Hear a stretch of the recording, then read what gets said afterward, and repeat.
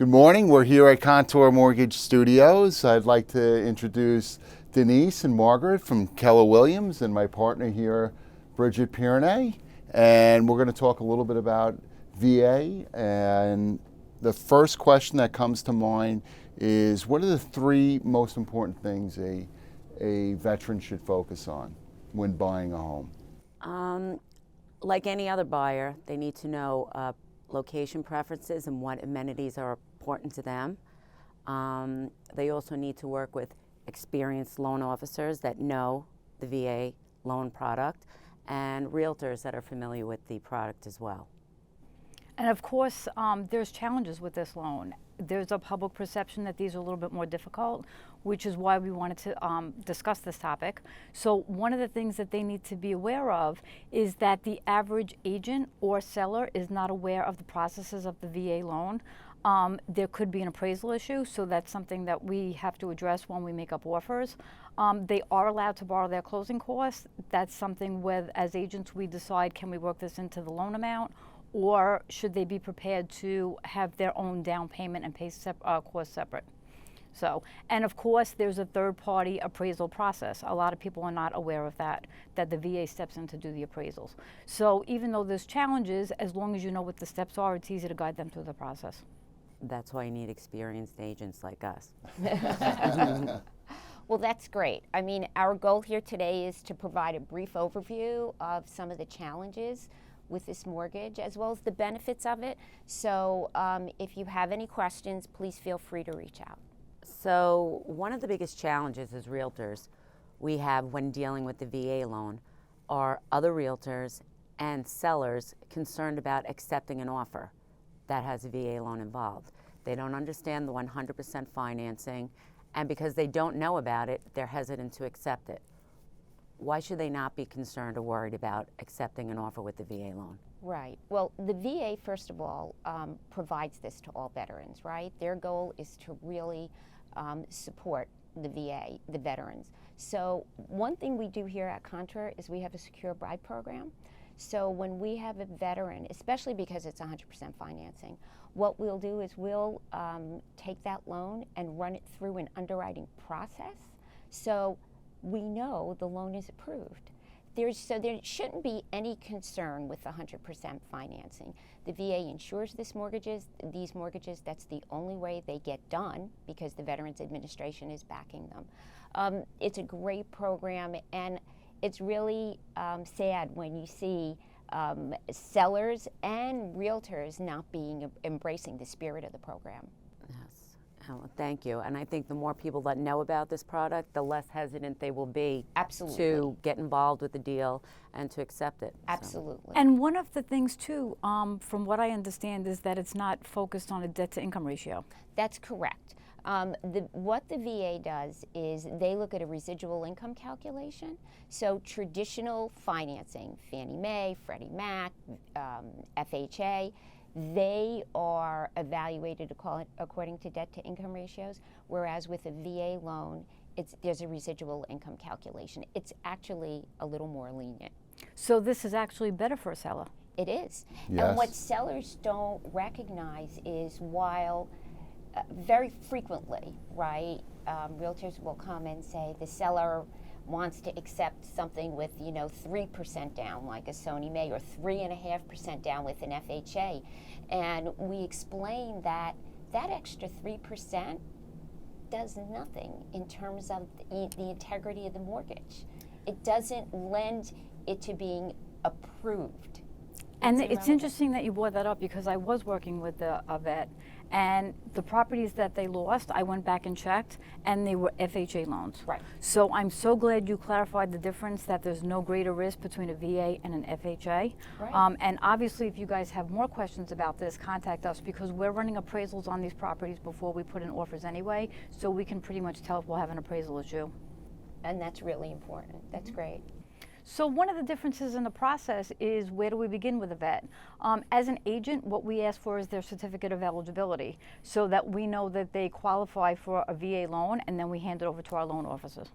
Which, that's the most important question that I ask any borrower that we sit down with. is, do they have their certificate of eligibility, and have they been pre-approved? You know, have they sat down with a lender in the past? And if they haven't, then we go through the mortgage process. Now, where did they get that certificate? If they don't have it, do we direct them to go for it, or do you have that conversation with them when you speak to them? Well, there is a online service that they can go on to check for it.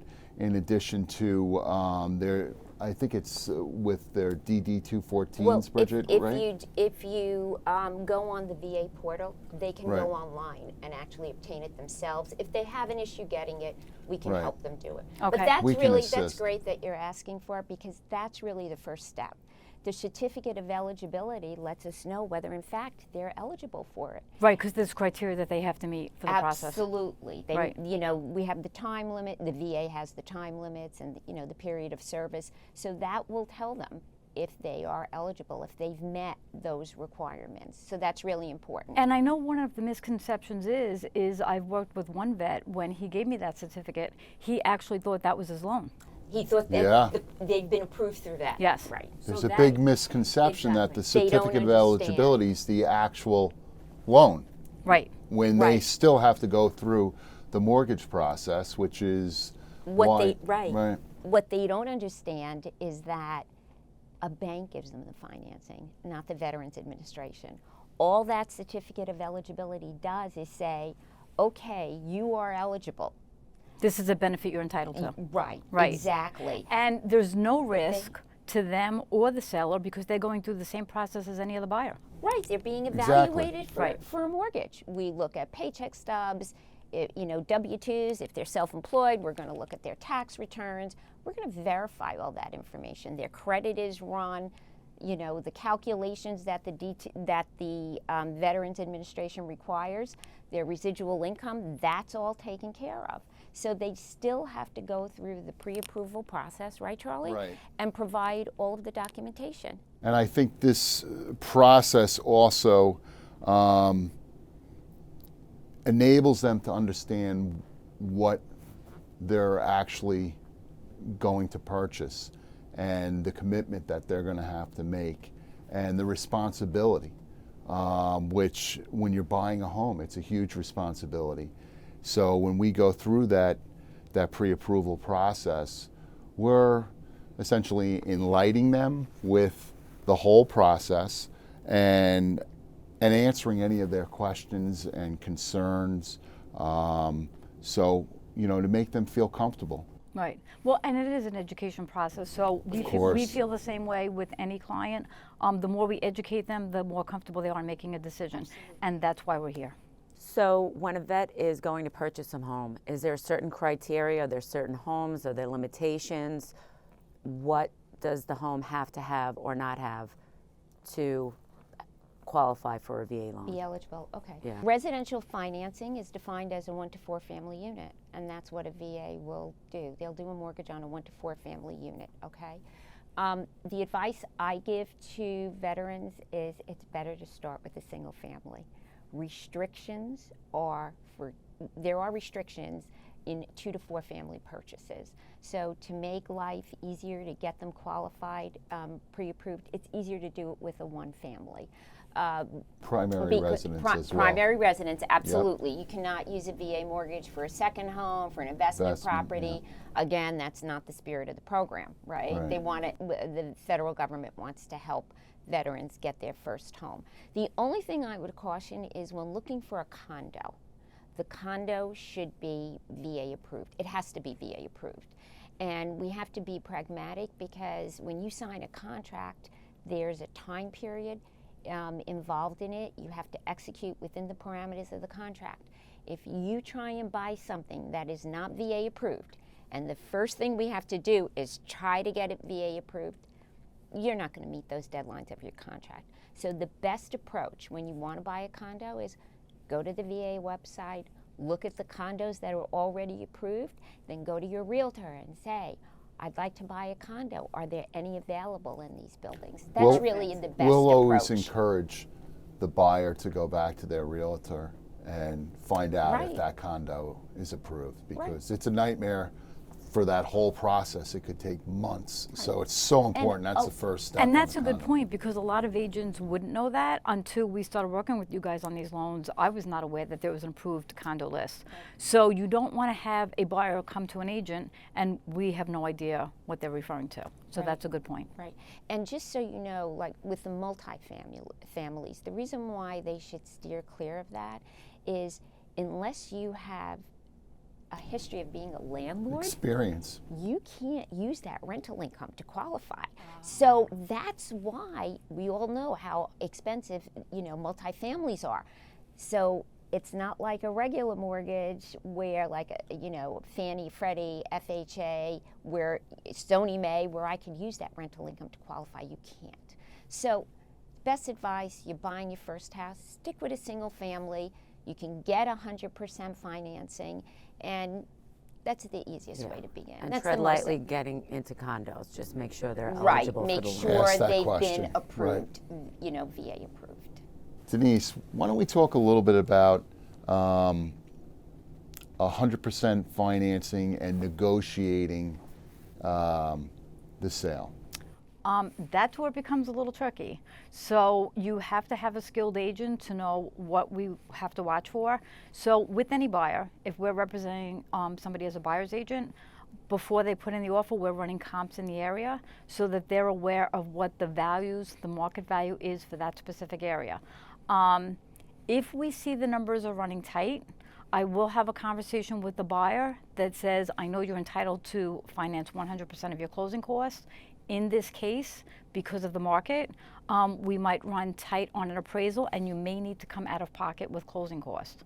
So if they're okay with that, if they have money, on the side that they could put down, I will structure that as part of my offer. And in the offer, I will write, if we have an appraisal issue. Not that we're automatically volunteering to pay our closing costs, because we want them to take advantage of their benefits. It's like going to CVS and having a $10 coupon and then the girl at the register says you can't use it. It's why. If these people are entitled to these benefits, we certainly want to fill it. But it will structure our offer better if we can include those closing costs in, or if there's So it helps the deal. I'm giving the seller an option that we're aware there might be a problem and we already have an answer. And for me, that's the best place to work. Also, too, with putting in an offer for a VA, we ask for a down payment. I know they can cover 100% closing costs, but no seller is going to take their house off the market with no money down. So we ask for a small deposit, Right. $5,000 down, and then you guys can structure it later on, whether it goes towards their closing cost or it gets reimbursed back to them. Right, absolutely. So they are eligible to get their closing costs rolled into the mortgage. And let's say all the numbers work out perfectly, right? The purchase price is $500, the closing costs are $20, they get $520. That $5,000 that they put down at contract signing, that can just go back to them. Perfect. So Right. it's really that 100%. It's a true 100%. It's a 100% plus their closing costs, but we make sure when we speak to these people that, as you said, is there some money here? You're going to need to go to contract signing with something to good faith funds. So we make sure we ask about that. And we also have contract secure buy program, right? Why don't you talk about that, Charlie, and how that can help a realtor when you're trying to get that 100% financing? Well, I think it's very important to bring that up, Rich, because having a buyer pre-approved and gone through an underwriter, through our underwriting system, and essentially presenting an offer with a commitment, right? We get that. We go that extra step to provide that comfort, and we see more success that those transactions close quicker. Everybody's on the same page because they understand that we've already done the legwork, and underwriters looks at that file, and I think there's more of a comfort zone, and it's a smoother transaction, and that's something that we offer. I've personally had an offer accepted because of that program. secure buy. Yeah. Secure buy, yeah. Yeah, and like I said, we're preparing people, so it's not like we're saying, oh, put money down and you'll get it back.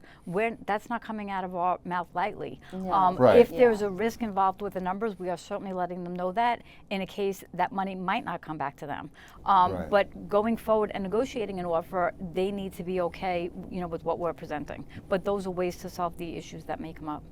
I think when we sit back and reflect today, why is it important that we help our veterans? Personally, I feel that it's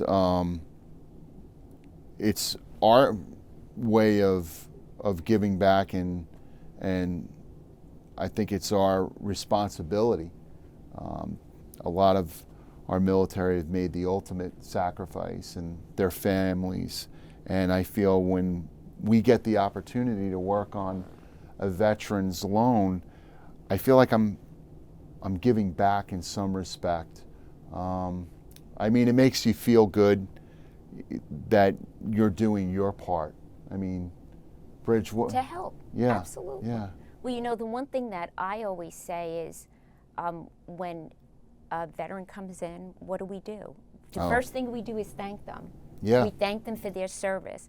But what I always say is, I live the life I can because of you, really, because of their service. So it's important to us, and it's a good thing. It gives you a good feeling to give back to these guys. What about you, Margaret? Well, and even the last 2 years when we went through a really tough market and a tough world, when I was working with the vets and we were standing on lines with 40 people, you're thinking, how can I put them at an advantage to actually get their home that they're entitled to?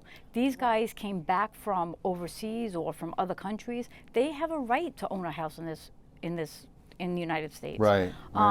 Even to where we are, Suffolk County is the highest amount of veteran residents. The highest concentration, in New York right? State. Yeah. Right. This is our backyard. A lot of people don't realize that. It's our obligation to take care of these people. We feel the same way with first responders. Look at what we went through with the pandemic and nurses and police. Everybody at one point has to step in and give to our community, and in turn, we do housing. This is our way to give back to them, and that's important to us. Denise? I've always felt like the military was underappreciated.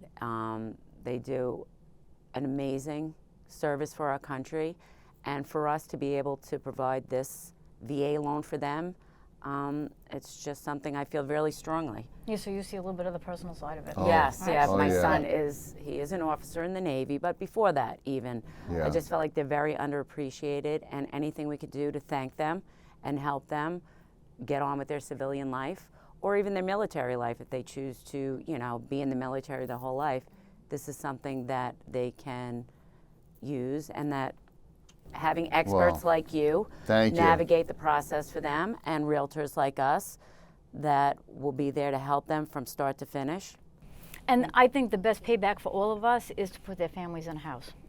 Yeah. Absolutely. Definitely. Absolutely. And Denise, you're a very special person, and we appreciate all that your son does. Thank you. Thank you. Thank you.